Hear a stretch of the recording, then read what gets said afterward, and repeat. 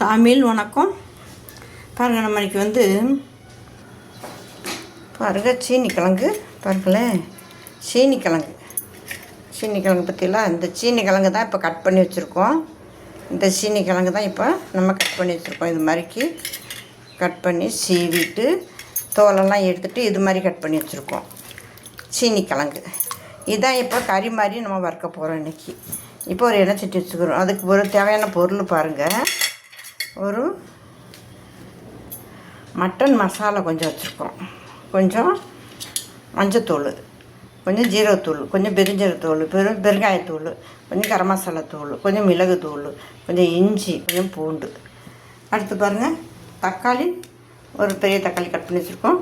ஒரு சின்ன வெங்காயம் கொஞ்சமாக கட் பண்ணி வச்சுருக்கோம். ஒரு பச்சை மிளகா கட் பண்ணி வச்சுருக்கோம். ஒரு எண்ணெய் சட்டி வச்சுக்கிறோமே. பாருங்கள், எண்ணெய் சட்டி வச்சுட்டோம். கொஞ்சமாக எண்ணெய் போட்டுக்கிட்டோம்.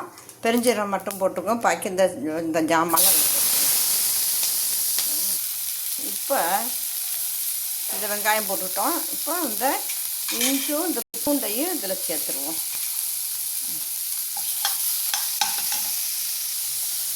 சேர்த்துட்டோம்.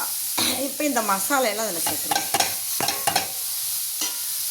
மசாலையெல்லாம் அதில் சேர்த்துட்டு லைட்டாக ஒரு துண்டு எல்லா மசாலையும் சேர்த்துட்டோம். இது வேகிறதுக்கு கொஞ்சம் தண்ணி விடுவோம். பாருங்கள், ஒரு டம்ளர் தண்ணி விட்டுருக்கோம். இது வேகணும். இப்போ பாருங்கள், வெந்துட்டுருக்கு. இது உங்களுக்கு தேவையான அளவு உப்பு சேர்த்துக்கணும். எல்லாத்துக்குமே தேவையான அளவு எல்லாம் மொத்தத்துக்கு உப்பு சேர்த்துட்டோம். இப்போ பாருங்கள், இப்போ நல்லா தக்காளி வெந்துக்கிட்டு இருக்குது. தக்காளி இந்த மசாலையெல்லாம் நல்லா வெந்துக்கிட்டு இருக்குது. இந்த சமயம் என்ன செய்கிறோம், கருவேப்பிலையை போட்டுருவோம். இப்போ பாருங்கள், அந்த கிழங்கு நல்லா அலசி எடுத்து வச்சுருக்கோம். இந்த கிழங்கு என்ன செய்கிறோம், இந்த மசாலையில் நம்ம சேர்த்துட்றோம். அப்படியே சேர்த்துருவோம். மசாலையில் சேர்த்து நல்லா இப்படி கிண்டிடுவோம். பாருங்கள், நல்லா வெந்துக்கிட்டு இருக்குது. பாருங்கள், கொஞ்சம் புதினா சேர்த்துக்குருவோம். அதில் புதினா சேர்த்து ஒரு கிண்டி விட்டுருவோம். அது நல்லா வெந்துருச்சு. இப்போ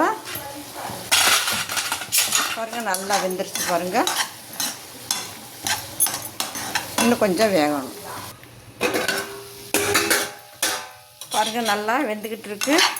வெந்துருச்சு. பாருங்கள், கிழங்கு வெந்துருச்சு. இது சீக்கிரம் வெந்துடும். இந்த கிழங்கு தான் சீக்கிரம் வெந்துடும், தெரிஞ்ச விஷயம். பாருங்கள், வெந்துருச்சு. இன்னும் கொஞ்சம் மூடி வைப்போம்.